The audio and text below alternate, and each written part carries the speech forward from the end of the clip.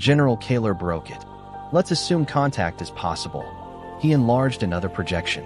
What if they're hostile? No one answered. What if we introduce the collapse to their world? Again, silence. What if synchronization spreads whatever is destroying ours? His words landed heavily. For the first time since Blue Star had been discovered, the council considered a horrifying possibility. Perhaps chaos wasn't bringing salvation. Perhaps it was carrying a plague. Professor Saris spoke almost immediately. We don't know that. No, Kaler agreed. We don't. He looked toward the Chancellor. And that uncertainty alone should concern us. The debate continued for hours.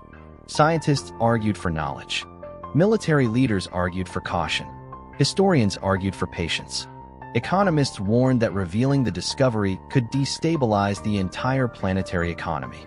Ethicists questioned whether another civilization had the right to remain undisturbed. No one shouted. No one insulted another.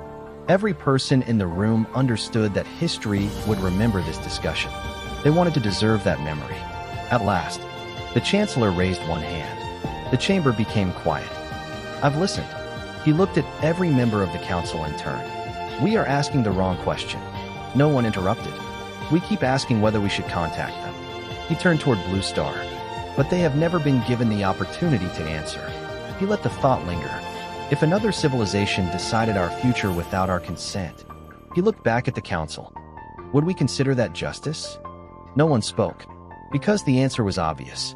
Adrian returned to his seat for the first time that morning. His decision was not dramatic. It was measured.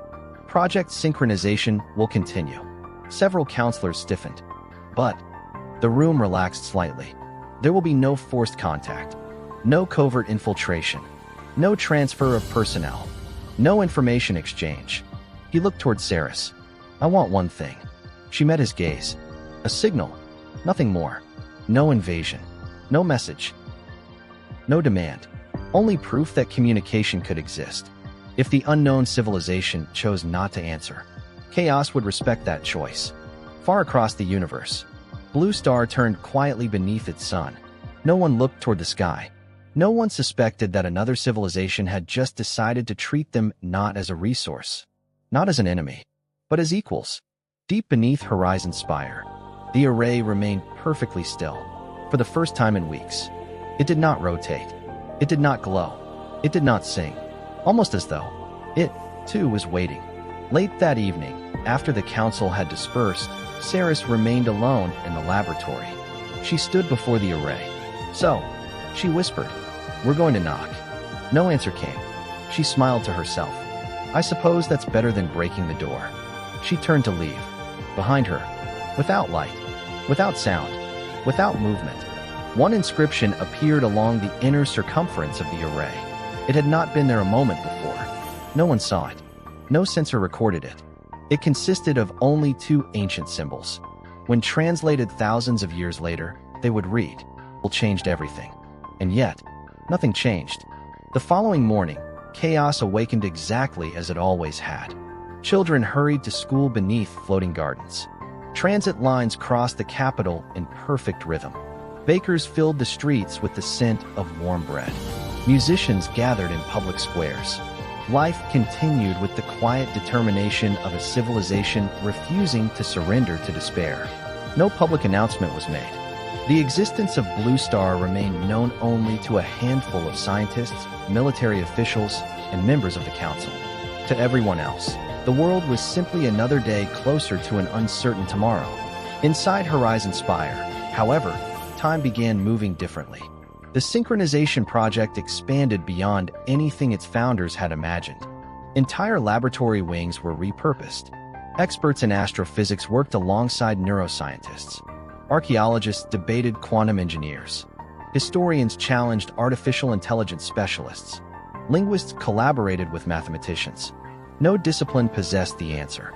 Each possessed only a fragment. Professor Saris often watched them from the observation gallery above the central laboratory. Hundreds of brilliant minds. Hundreds of competing theories. Hundreds of failures. Yet no one gave up. Because somewhere beyond the darkness, another civilization existed. That single fact had already changed history. Weeks became months. Every attempt to establish communication ended in failure. The first resonance pulse dissolved before leaving chaos. The second scattered into meaningless interference. The third reached the synchronization boundary, then disappeared. No echo returned. No signal was received. No evidence suggested anyone, or anything, had heard them. Simulation followed simulation. Failure followed failure. Some transmissions collapsed before formation. Others completed perfectly, only to vanish beyond observation. The array obeyed principles no scientist could explain. The more they understood it, the less it resembled a machine. One evening, Saris found Professor Veros kneeling beside a small silver tree in the archive garden, brushing fallen leaves from its roots. "You've been avoiding the laboratory." Veros smiled faintly. "I've been avoiding certainty." She sat beside him. "The Council is losing confidence. The Council measures progress in weeks." He gently set another leaf aside. "History measures progress in generations." Saris looked toward the artificial sky. "You think we're forcing the process?" "I think." He smiled toward the distant laboratory. "The array has been waiting longer than our civilization has existed." A breeze stirred the silver leaves. "I doubt another month will trouble it." Elsewhere in the city, Leora continued living the ordinary life of a 12-year-old. She worried about examinations. She argued with Seelan over whose turn it was to carry school supplies. She visited her grandmother every weekend. Sometimes she found the old musician waiting beside the fountain in Harmony Square. Sometimes weeks passed without seeing him. When she once asked where he had gone, he smiled. "I've been remembering." She never understood the answer. Yet somehow, it always felt true. Far away, on Blue Star, life remained wonderfully ordinary. The young university student, whose name history had not yet learned, overslept for lectures, laughed with friends, struggled through assignments, and helped his younger sister repair an old tablet after dinner. His dreams became stranger with each passing week. Sometimes he heard distant music. Sometimes he stood beneath unfamiliar constellations. Sometimes he woke convinced that someone had spoken his name. By morning, the memory had dissolved like mist beneath sunlight. Then came day 143. History would remember the consequences. No one remembered the date. Professor Saris entered the primary laboratory carrying a mug of coffee that had long gone cold. The night shift was unusually quiet. Not anxious. Not excited. Simply waiting. Chief Engineer Darren turned toward her. "You should see this." She followed his gaze. The array. Its surface shimmered with a faint silver glow. Not enough to illuminate the chamber. Only enough to reveal the ancient inscriptions flowing endlessly across its circumference. "What changed?" Darren answered without taking his eyes off the array. "It completed the scan." Saris frowned. "What scan?" "The one we never told it to perform." Silence spread across the laboratory. The planetary intelligence suddenly spoke. Its voice remained calm, almost emotionless. Yet every word seemed impossibly heavy. "Passive resonance survey complete." A new line appeared beneath it. "Compatible consciousness pattern confirmed." No one moved. No one spoke. Sarah stepped toward the central console. "Compatible?" Her voice barely rose above a whisper. "With what?" The planetary intelligence answered immediately. "Unknown." She tried again. "Can you identify the civilization?" "Unable." "Can you establish communication?" "Negative." "Can you determine location?" A brief pause followed. Then, outside current synchronization range, the laboratory fell completely silent. General Kaler slowly folded his arms. "So we know they're there." No one answered. Professor Veros completed the sentence instead. "But we cannot speak." Sarah stared at the array. Months of work, thousands of simulations, countless failures. All of it had led to one simple truth. They were not alone. Yet the universe remained silent. The realization should have been disappointing. Instead, it filled the laboratory with wonder. Because silence was no longer emptiness. Silence meant someone existed beyond it. Without warning, the array completed one slow revolution. The inscriptions flowing across its surface briefly aligned. For less than a heartbeat, two ancient symbols appeared. No instrument recorded them. No camera captured them. No scientist noticed. Only the array remembered. Thousands of years later, when the language was finally understood, the symbols would be translated as Connection possible. Not established. Not complete. Only possible. Outside Horizon Spire, the first rays of dawn spread across the towers of chaos. Citizens welcomed another ordinary morning. Children laughed. Artists painted. Gardeners tended flowers that might outlive them.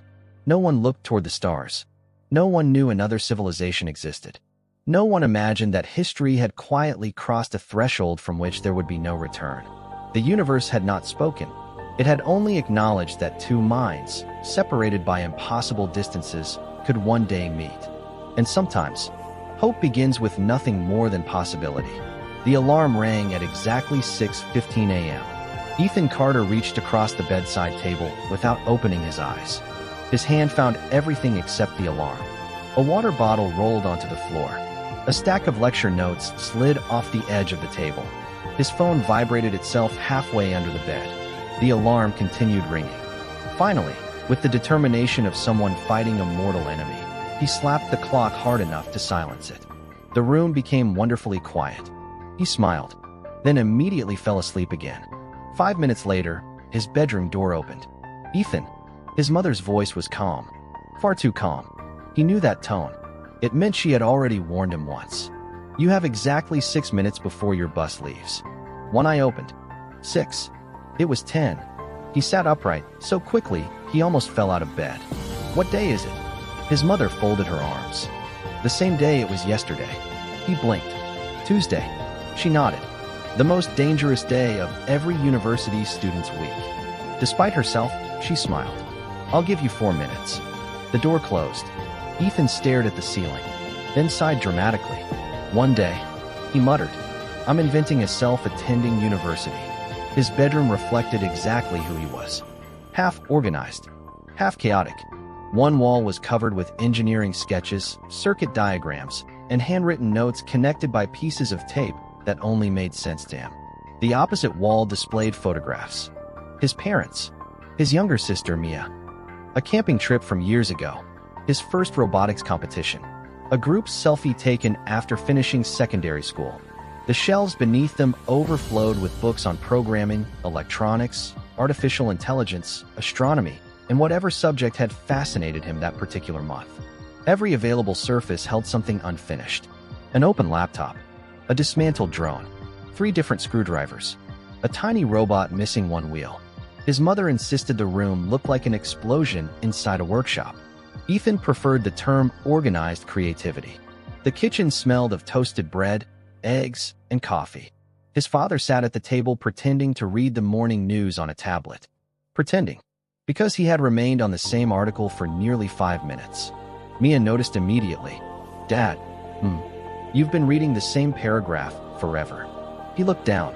Oh, he quietly turned the page. That's better. Mia grinned triumphantly.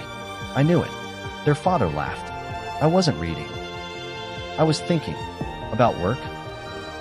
No. He glanced toward Ethan, who had just rushed into the kitchen carrying one shoe in his hand.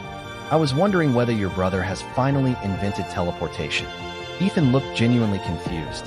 What? So he can explain why he always starts getting dressed after breakfast. I'm optimizing my schedule. His mother placed a plate in front of him. You're creating problems that don't need to exist. He looked at the eggs. I don't have time. You do. My bus. You have 3 minutes. He looked at the clock. She was right. Again, parents possessed an unfair relationship with time. Breakfast was loud. Not because anyone argued. Because everyone spoke at once. Mia excitedly explained her school's science fair. Their father discussed a difficult client. Their mother reminded Ethan 3 separate times to remember dinner that evening. Your uncle is visiting. I remember. You forgot last week. I remembered eventually. After everyone had finished eating. I still ate. His mother gave him a look that somehow contained affection, disappointment, and amusement all at once. Families had a language outsiders could never fully understand. Outside, the city breathed with familiar rhythm. Cars moved through busy intersections. Motorcycles weaved confidently between lanes. Street vendors called to early customers. Office workers hurried toward bus stops, balancing coffee in one hand and phones in the other. A construction crane slowly swung overhead. adding another floor to a building that seemed to grow taller every week. Nothing about the morning suggested history was waiting nearby. The sky was clear. The air carried the faint smell of rain from the night before. Life was ordinary, wonderfully ordinary. Ethan reached the bus stop just in time to watch his bus pull away. He stood there silently for several seconds. The driver looked directly at him, then closed the doors. The bus continued down the road. Rude. He checked his watch. If he waited for the next bus, he'd miss his first lecture. Again. He sighed. I guess I'm walking. The university campus was nearly 20 minutes away on foot. Normally, he would have complained. Today, the weather was too pleasant. Jacaranda blossoms drifted lazily across the sidewalks. Students laughed as they hurried toward morning classes. Someone played guitar beneath an old tree near the entrance. A pair of engineering students argued passionately over whether artificial intelligence would eventually replace software developers. Ethan smiled. They've been having that argument for 3 years. They still haven't settled it. His friend Daniel fell into step beside him. And they never will. You missed the bus too? Daniel held up an empty coffee cup. I chose caffeine over punctuality. A respectable decision. I thought so. They laughed and continued toward the engineering building, talking about assignments, football, a broken printer in the department office, and whether the cafeteria had finally improved its terrible sandwiches. Not once did they discuss destiny, or another world, or forgotten civilizations, because none of those things belonged in their lives. Not yet. Far beyond the reach of telescopes, beyond every satellite humanity had ever launched, beyond the darkness between stars. A perfect circle turned once, then became still. The faculty of engineering always looked as though someone had designed it with rulers, calculators, and absolutely no imagination.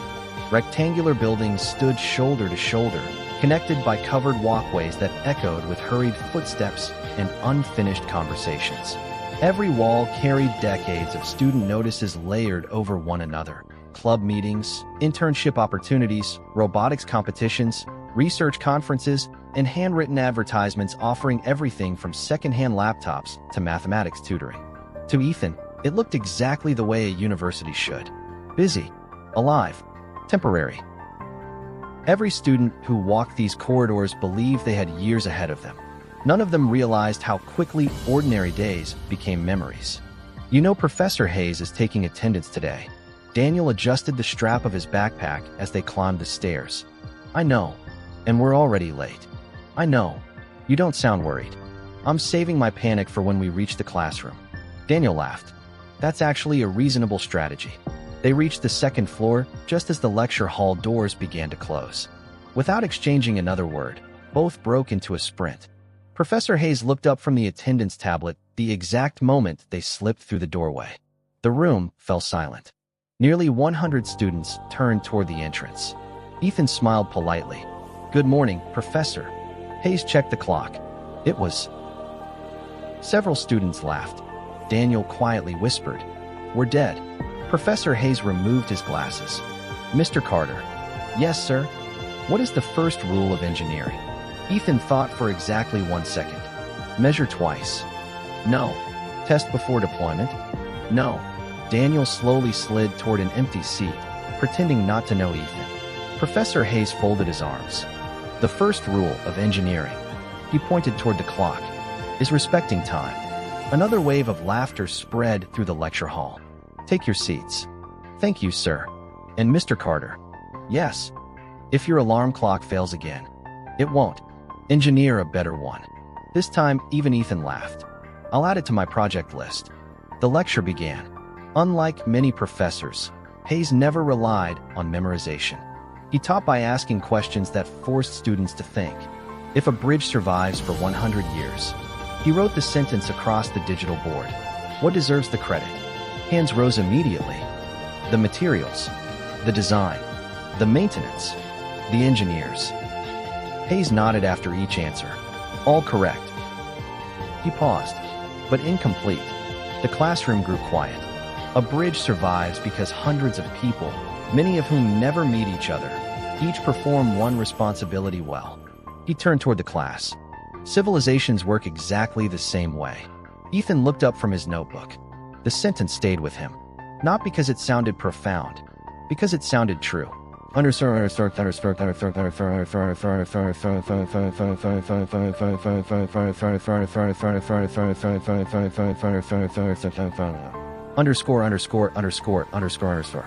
After the lecture ended, the corridors exploded into noise.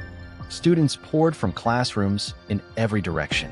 Some rushed toward laboratories. Others searched for coffee before the next lecture. A few celebrated finishing difficult assignments. Many discussed examinations with the exaggerated confidence unique to people who had not started studying. Daniel stretched. I'm starving. You've been starving since breakfast. I recover quickly. They headed toward the central courtyard. The university cafeteria stood beneath a wide glass roof that filled the building with natural light. Long queues had already formed. The smell of grilled chicken, rice, baked bread, coffee, and spicy noodles blended into the familiar scent every student associated with lunchtime. Finding an empty table was often harder than passing an examination. Fortunately, Sophia had already claimed one. She waved as soon as she spotted them. Took you long enough. Daniel placed his tray on the table. We were educating Professor Hayes about flexible scheduling. Sophia looked at Ethan. You were late again. I prefer the term. He considered it carefully. Dramatically punctual. She rolled her eyes.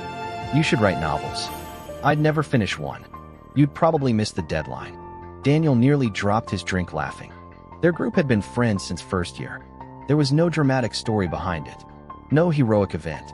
No life-changing moment. One day they had shared a laboratory table.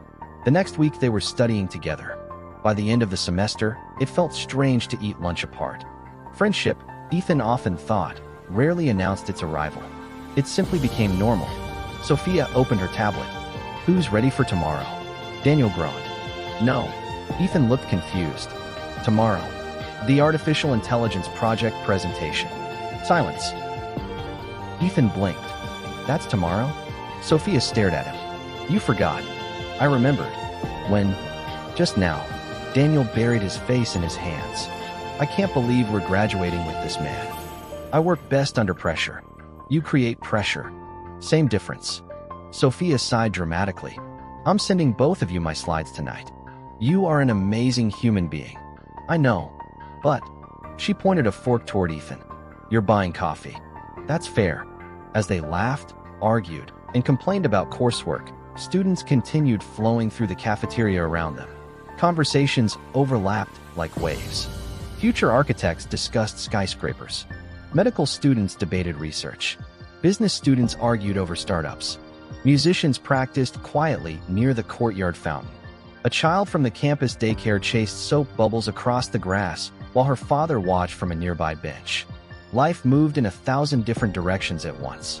Every person believed their own worries were the center of the world. None of them knew that, somewhere beyond every star they had ever seen, another civilization had already confirmed humanity's existence.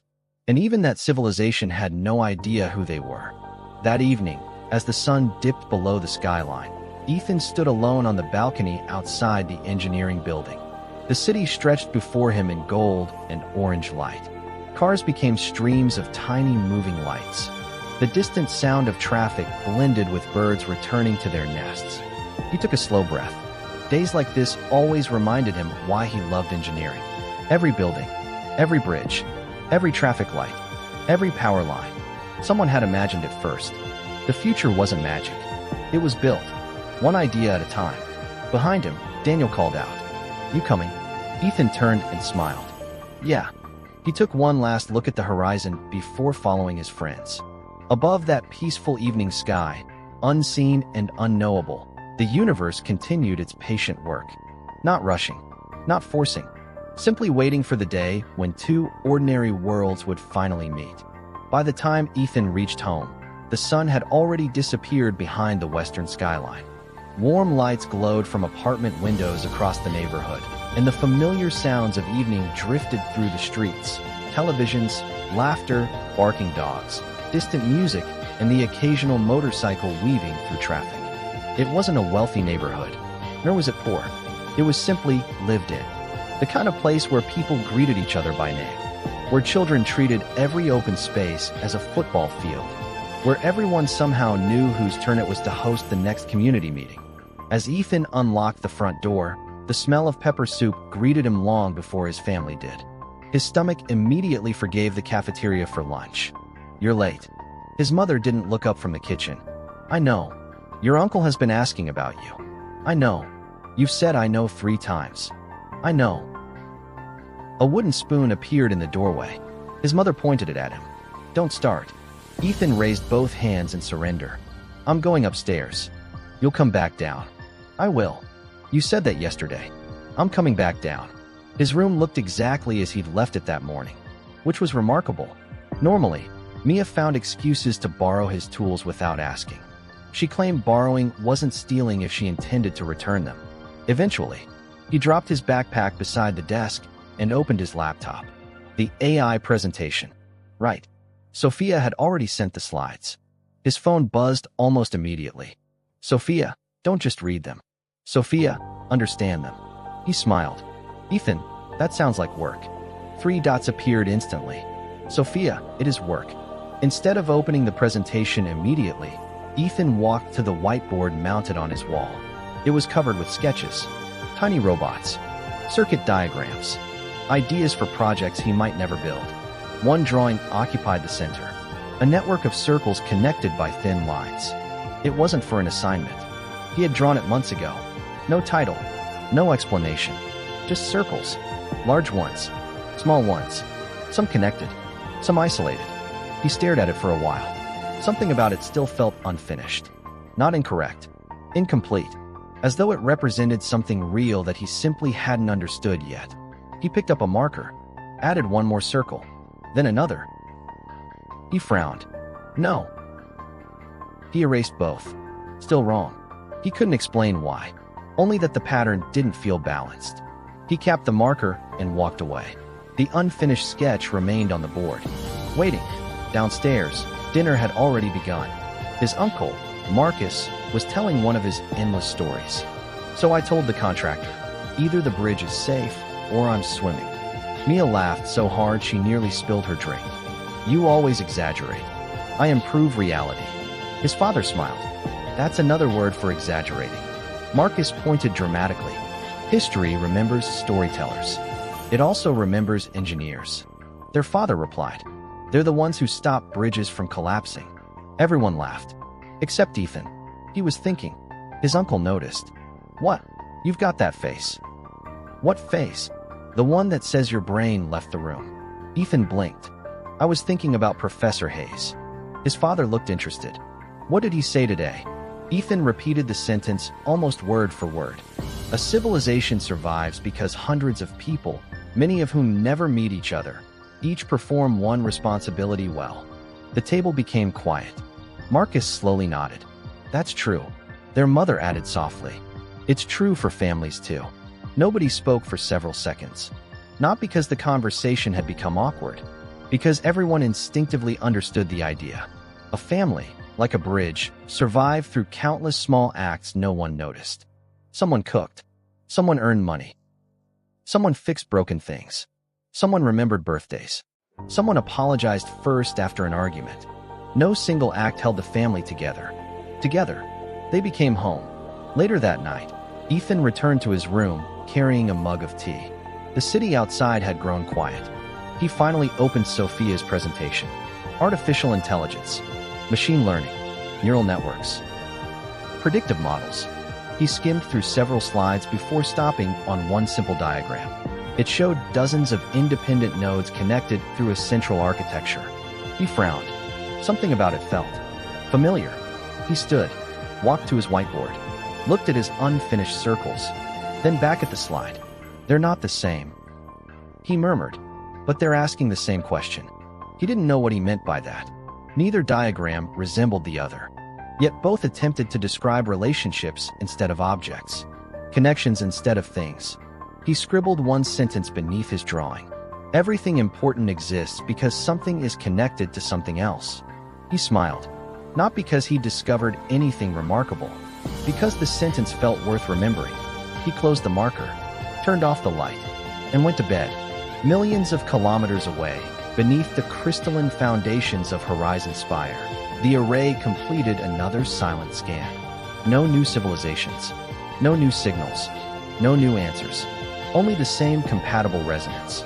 Stable, distant, waiting. The planetary intelligence recorded a single line in its private archive. Compatible consciousness pattern remains unchanged.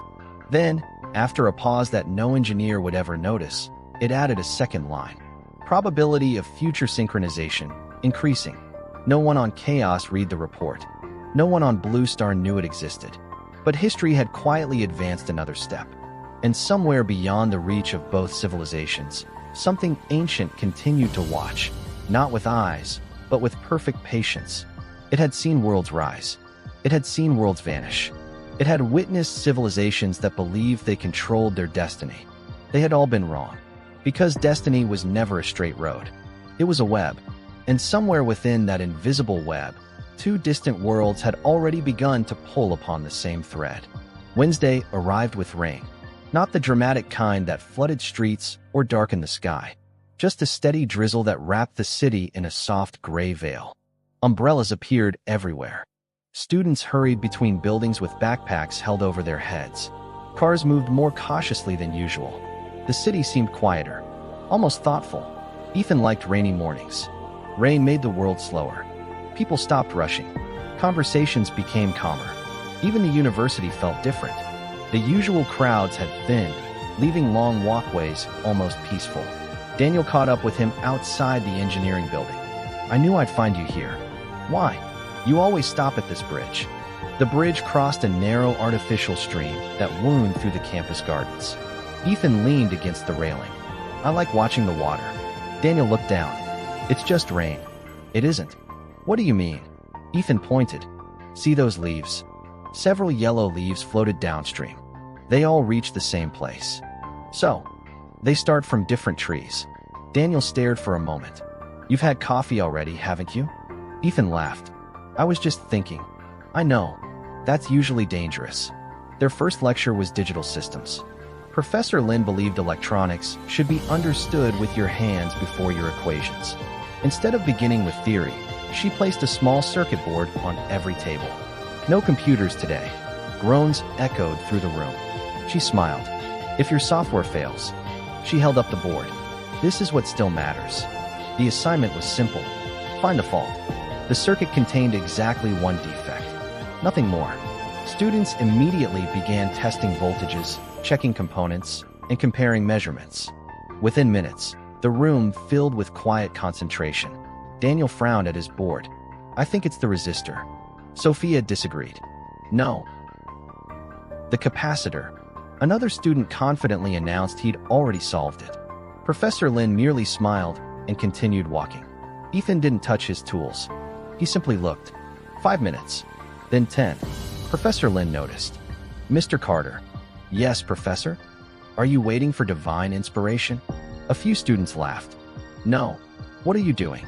I'm trying to understand what the engineer was thinking. She stopped beside his desk. What engineer? The one who designed this. She folded her arms. Go on. If I only look for broken parts. He gently rotated the circuit board beneath the light. I'll eventually find the fault. He pointed to the layout. But if I understand why everything was placed where it is. His finger stopped over one tiny connection. The mistake becomes obvious. Professor Lin looked at the board, then smiled. You may begin testing. He picked up the multimeter. Less than 30 seconds later, he raised his hand.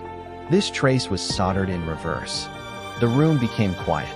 Professor Lin checked the board herself. Correct. Daniel stared. You didn't even measure anything. Ethan shrugged. I measured the design first. Professor Lin nodded thoughtfully. Never forget that. She looked around the classroom. Machines fail. People make mistakes.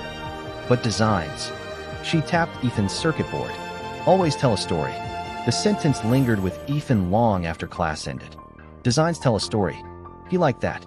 Maybe because he'd always believed every invention reflected the mind of the person who created it. Nothing truly intelligent was random. That afternoon, the campus library was unusually crowded. Rain had driven everyone indoors. Ethan and Sophia found seats near the back, surrounded by shelves filled with engineering journals. Daniel disappeared in search of coffee. Again, Sophia shook her head. I'm convinced coffee is his real major. Ethan smiled without looking up from his notebook. He'll probably graduate with honors in caffeine. She laughed quietly. For a while, only the sound of turning pages filled the space. Then Sophia glanced at Ethan's notebook. You're drawing circles again. He looked down. He hadn't realized he'd started. Across the page, absent-mindedly, he had sketched a network of circles connected by thin lines. Different sizes, different distances. The same pattern from the whiteboard. I keep doing that. You've been drawing it for months. I know. What is it? He hesitated. I honestly don't know. She studied the drawing.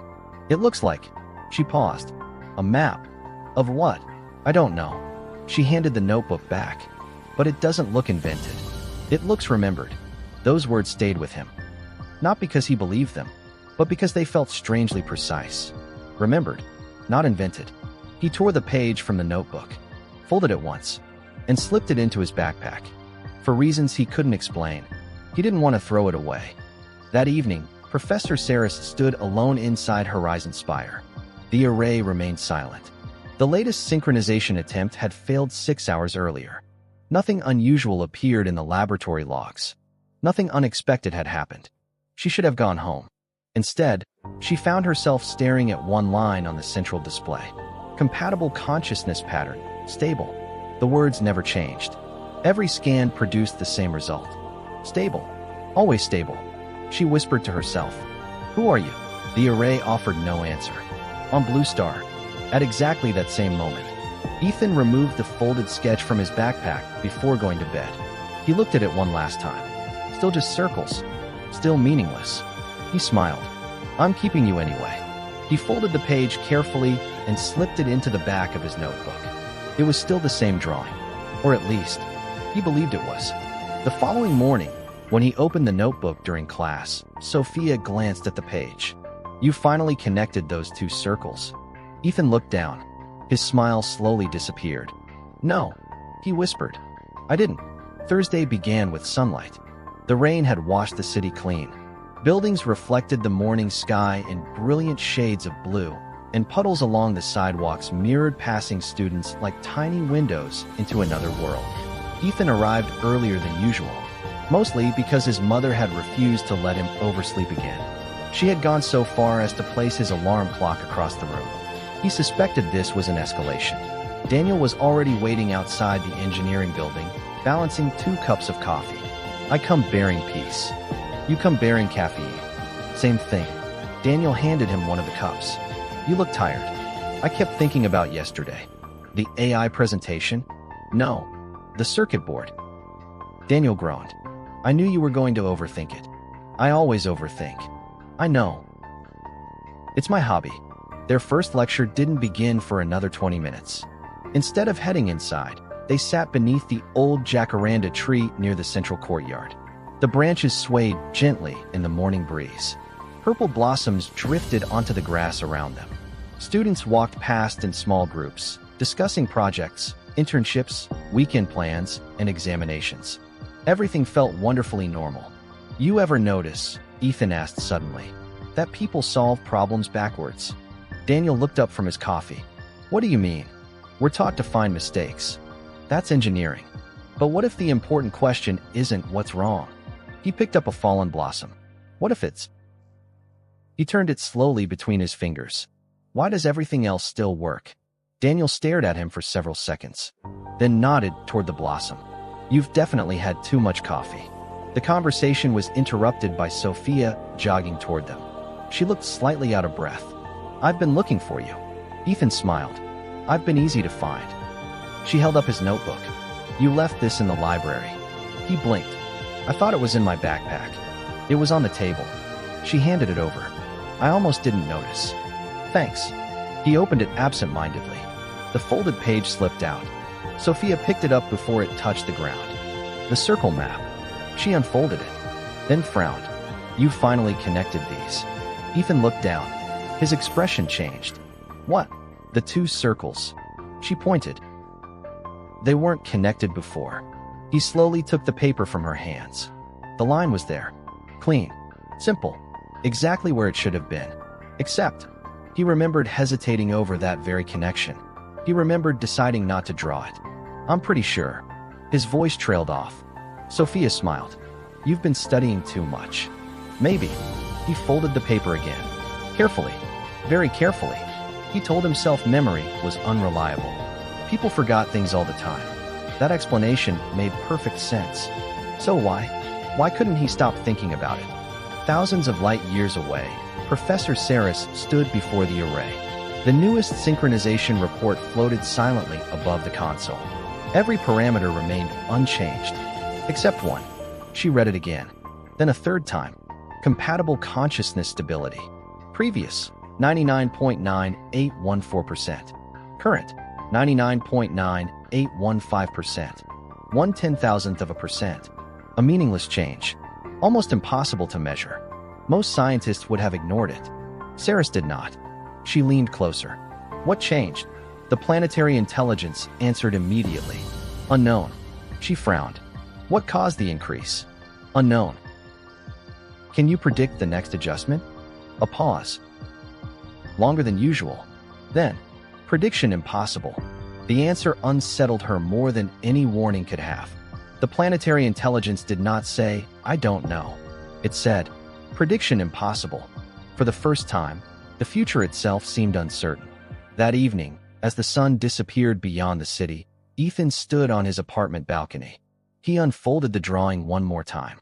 The connected circles looked perfectly ordinary. He almost laughed at himself.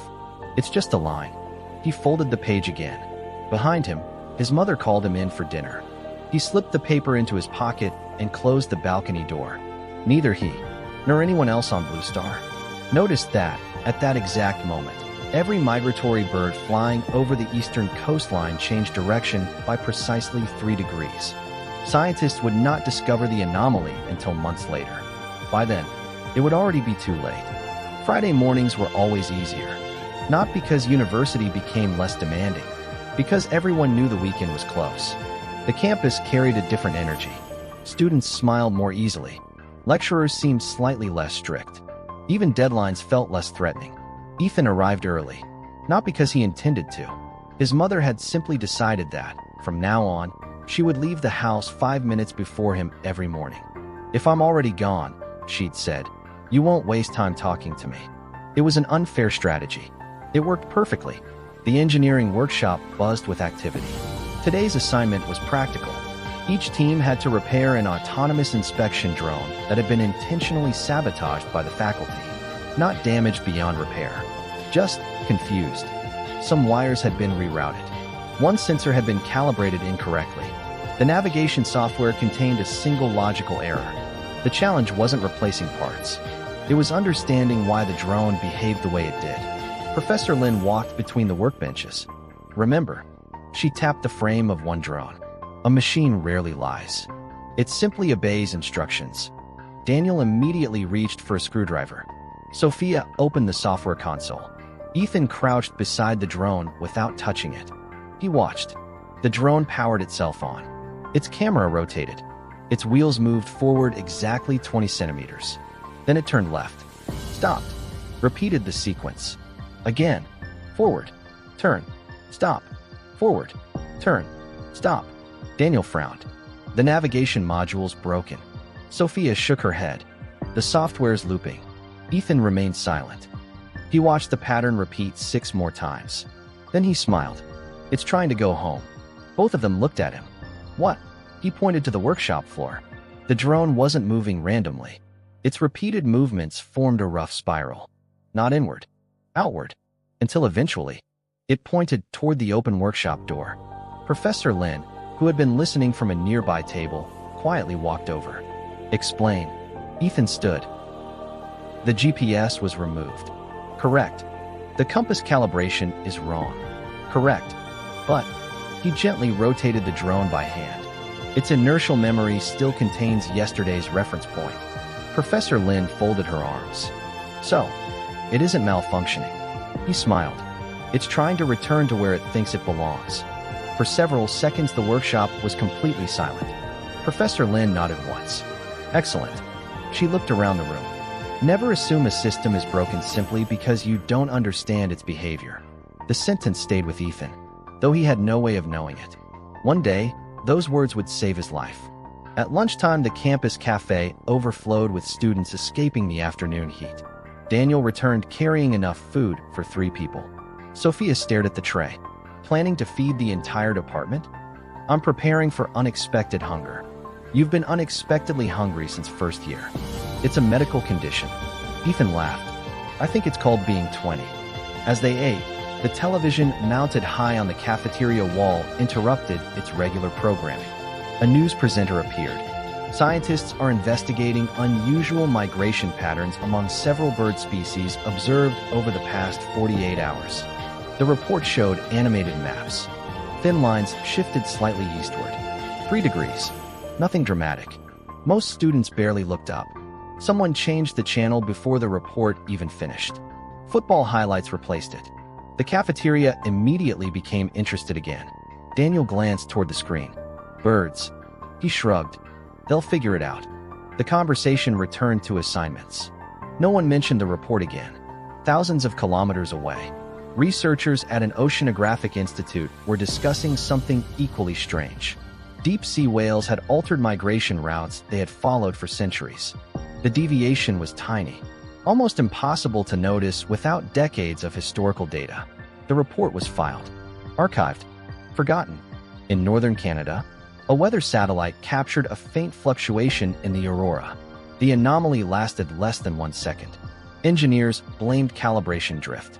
The data was corrected automatically. No further investigation was requested.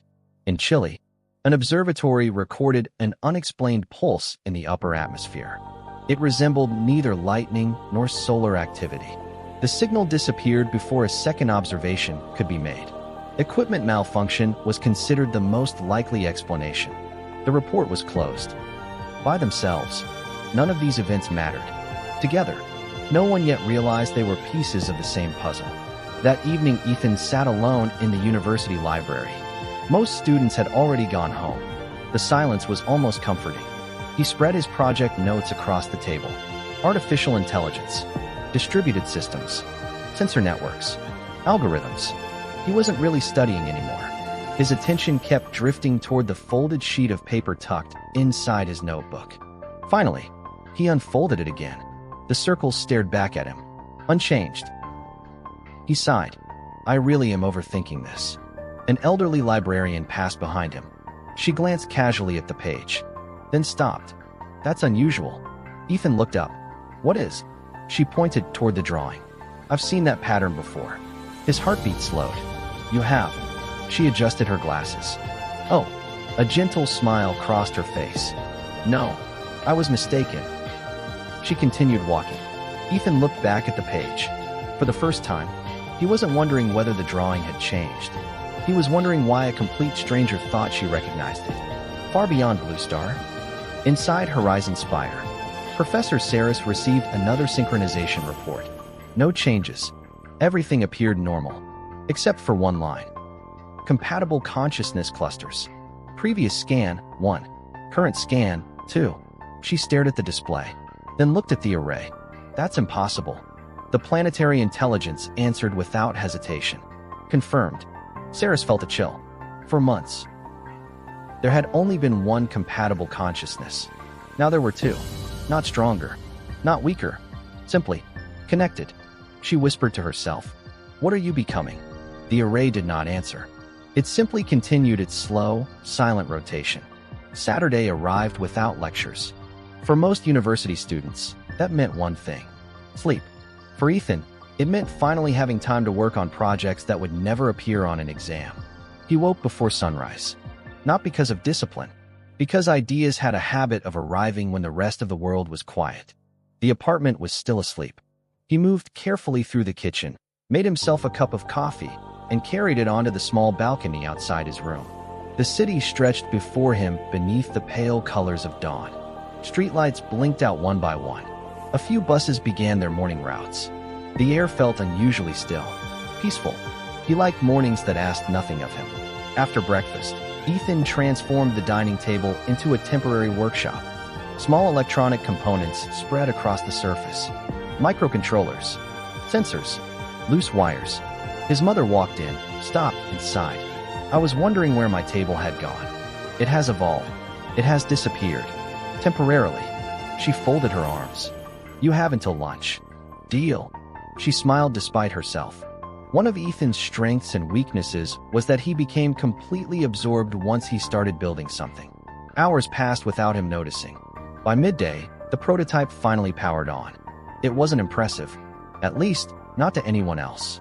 It was a small environmental monitoring device designed to detect tiny fluctuations in magnetic fields, air pressure, temperature, and electromagnetic interference. The idea had started as a university project. Ethan simply kept improving it. His father picked it up. What exactly does it do? It notices changes. In what? Anything. His father laughed. That's not very specific. I know. I'm still teaching it what matters. His father placed it back on the table. Sounds familiar. Across the city, inside the National Meteorological Research Center, Dr. Amelia Grant leaned closer to her monitor. A graph refused to behave. Atmospheric pressure, perfectly normal. Temperature, perfectly normal. Wind patterns, perfectly normal. Magnetic field, not normal. The fluctuation was tiny, so small that most automated systems filtered it out as statistical noise. Amelia disabled the filter. The pattern remained. She frowned. Run historical comparison. The computer complied. No match. She expanded the timeline. 10 years. 20. 50. Nothing. The anomaly had never appeared before. Not once. She saved the data. Most likely, it was an equipment issue. Still, something about it bothered her. Thousands of kilometers away, aboard an Earth-observing satellite, Flight Systems engineer Javier Morales reviewed routine diagnostics. 99% of his job involved confirming that nothing unusual had happened. Today seemed no different. Battery levels, nominal. Solar panels, nominal. Thermal systems, nominal. Then his eyes caught a brief warning. Attitude correction, 0.00003 degrees. He blinked. The satellite had adjusted its orientation, almost imperceptibly, not because of thrusters, not because of software, as though something had nudged it. He checked the logs. No debris, no micrometeorite, no mechanical fault. The report would almost certainly be dismissed. He filed it anyway. Experience had taught him that unexplained data deserved respect. Back in chaos, Professor Saris stood before a wall-sized projection of synchronization statistics. The second compatible consciousness remained. Stable.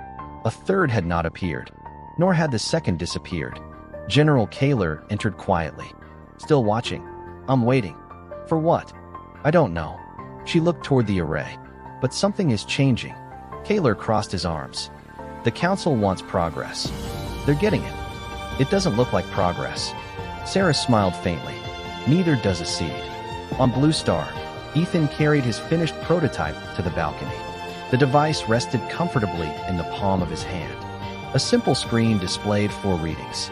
Temperature, pressure, magnetic field, ambient electromagnetic activity. Mostly for fun, he switched it on. The numbers stabilized. Everything looked normal. Then, one value flickered. Magnetic variation, plus 0.0001%. He frowned. Probably interference from a nearby power line. The reading returned to normal almost immediately. He shrugged, made a mental note to recalibrate the sensor, and forgot about it. Elsewhere, on a quiet beach hundreds of kilometers away, an old fisherman pulled his boat ashore before sunset. He paused. The sea felt wrong. Not dangerous. Just different. He couldn't explain it. He'd spent 50 years reading tides, currents, and weather. Something beneath the water had changed. His grandson noticed him staring at the horizon. What is it? The old man answered without taking his eyes off the sea. The ocean is listening. The boy laughed. Oceans can't listen. The old fisherman smiled. I know. Yet he continued watching the water until darkness covered it. Late that night, Ethan uploaded the first test data from his prototype into his laptop. He wasn't looking for anything unusual. He simply enjoyed making graphs. As the software plotted the day's measurements, one point appeared slightly above the others. Tiny. almost invisible. He zoomed in. The magnetic fluctuation, only a fraction of a percent. He almost deleted it as sensor error. Instead, he tagged it, possible outlier, verify later, then shut down his computer. Sometimes curiosity survives because someone chooses not to press the delete key. Far beyond both worlds, the ancient resonance current flowed silently through the darkness. It neither accelerated nor slowed. It simply continued its endless journey. If anyone had been capable of observing it, they might have noticed something impossible. For the first time in countless ages, its path bent, not toward a star, not toward a planet, toward a single point that did not yet exist.